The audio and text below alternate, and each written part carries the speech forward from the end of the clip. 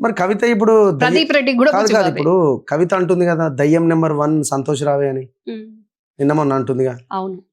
మరి ఎక్కడ ఎక్కడ జడింది వీళ్ళకి? ఈ సరే హరీష్ కంటే ఏదైనా ఫ్యామిలీ అది ఇది కొంచెం డిస్టర్బ్ అయి ఉంటుందేమో కానీ సంతోష్కి ఎక్కడ జడింది? యాక్చువల్గా ఏంటి అంటే సంతోష్ను ఫస్ట్ మా ఫ్యామిలీలో ఎంటర్ చేసి స్- మొత్తం ఇన్వాల్వ్ చేసి సంతోష్ను మొత్తం ఉంచిందే స్టార్టింగ్ కవిత. అవునా? ఉమ్. అంటే ఇంతకుముందు ఎక్కడ ఉన్నాడు సంతోష్ అప్పుడు?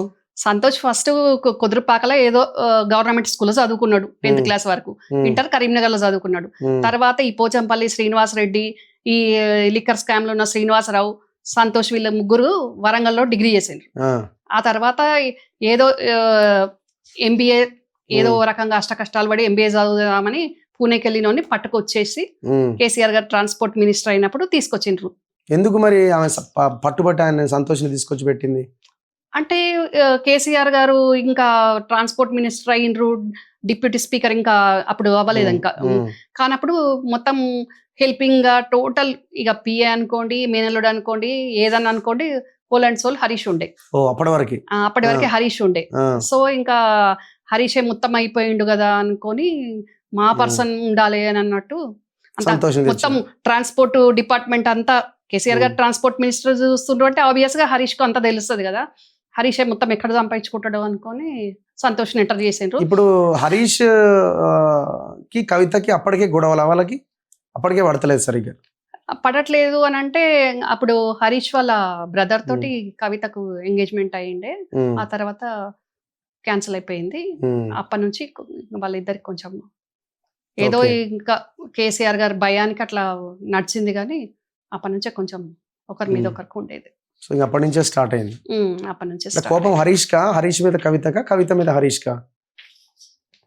అంటే ఇది- అంటే హరీష్ కొంచెం ఎక్స్పోజ్ అవ్వడు కానీ ఉమ్, ఈ కవిత హరీష్ మీద ఉండేది కోపం. ఉమ్, అయినా కూడా కేసీఆర్ గారి భయానికి ఒక దగ్గర కలిసి పనిచేసుకున్నారు కదా మొన్నటి వరకు. ఇక లోపల ఎట్లున్నా కానీ బయటికి ఒక పార్టీలు ఉన్నారు కాబట్టి కలిసి పని చేసుకున్నారు. ఇప్పుడు ఇంకా కవిత బయటికి వచ్చినాక అందరి మీద సో ఇప్పుడు సంతోష్ ని తీసుకొచ్చి పెట్టినా ఇంకా మొత్తం సంతోష్ ఇప్పుడు పాలు ఇంకా.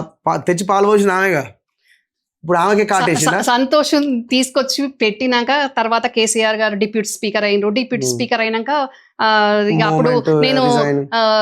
ఉద్యమం మొదలు పెడతా అని ఉద్యమ పార్టీ స్టార్ట్ చేసే, ఉద్యమ పార్టీ పేరు మీద కూలీ అనే పనులు చేసే, ఆ బయట బజార్లకు ఏమో తట్టాఫారా అందుకొని కేసీఆర్ పని చేస్తే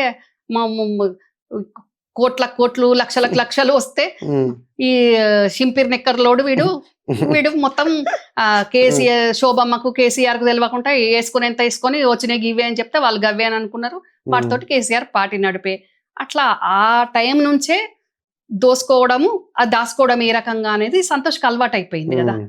2000 కోట్లు చివరికి ఇప్పుడు ఆమె అంటుంది దయ్యం నెంబర్ నన్ను 1. చెప్పనండి. 2001 ఉద్యమం అప్పటి నుంచి కేసీఆర్ గారు కష్టపడి ఆయన మైండ్ మెల్ట్ చేసుకొని అటు ఉద్యమాన్ని ముందుకు నడిపించుకుంటూ వచ్చిన డొనేషన్స్ ఫండింగ్ వచ్చిన దాంతో ఆయన ఉద్యమం నడుపుతుంటే అందులో ఎట్లా దాసుకోవాలనే అప్పటి నుంచే స్టార్ట్ అయిపోయింది. స్టార్ట్ అయిపోయి ఇంకేంది ఆ కూలి పని చేస్తే వచ్చిన పైసలు దాసుకొని ఈ మైనింగ్ క్వారీలలో పెట్టిండు 2013లో. ఇప్పుడు నేను మీకు చూపించాను కదా, క్వారీస్ లో పెట్టిండు. మళ్ళీ గవర్నమెంట్ రాగానే నేను ముప్పు బాధితున్నాను మళ్ళీ 200 గజాల పట్టాలు అట్లా 2 తీసుకున్నాడు, ఒకటి కాదు దొంగ. ఆ తర్వాత మళ్ళీ దోసుకున్నాడు కేసీఆర్ గారు గవర్నమెంట్ అంతా. అది అయిపోయినాక ఇప్పుడు మా గవర్నమెంట్ లో కూడా మళ్ళీ ఇంత పెద్ద ల్యాండ్ కొన్నాడు చూపిస్తున్నా కదా, అది భార్య పేరు మీద. మళ్ళీ ఇప్పుడు నాకు ఇల్లు లేదు, నేను కిరాయి ఇంట్లో ఉన్నాను, ఆ టోలీ చౌకి ఇంట్లో నుండి ఇప్పుడు వెంకటరామరెడ్డి గారు రాజపుష్పాలపై రెంట్ కుంటుకుంటూ అక్కడనే కోకాపేట సైడ్ అతి పెద్ద బిల్డింగ్ కట్టుకుంటున్నాడు.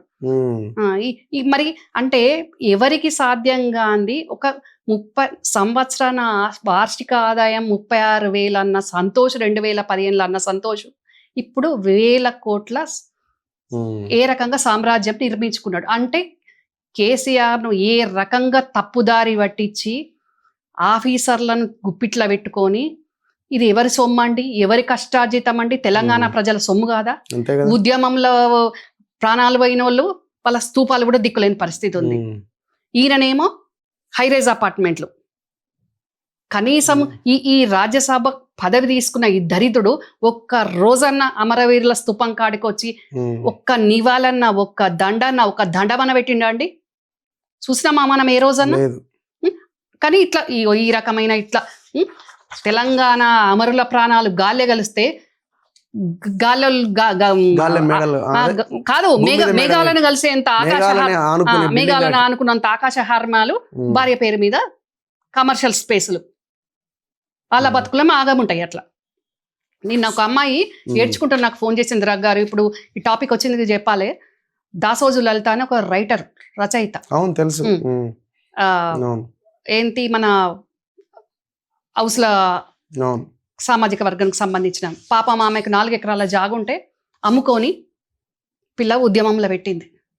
భర్తకి ఇప్పుడు కళ్ళు కనబడతలేవని జాబ్లకి వెళ్ళి తీసేసిండ్రు. కొడుకులు చదువుకుంటున్నారు.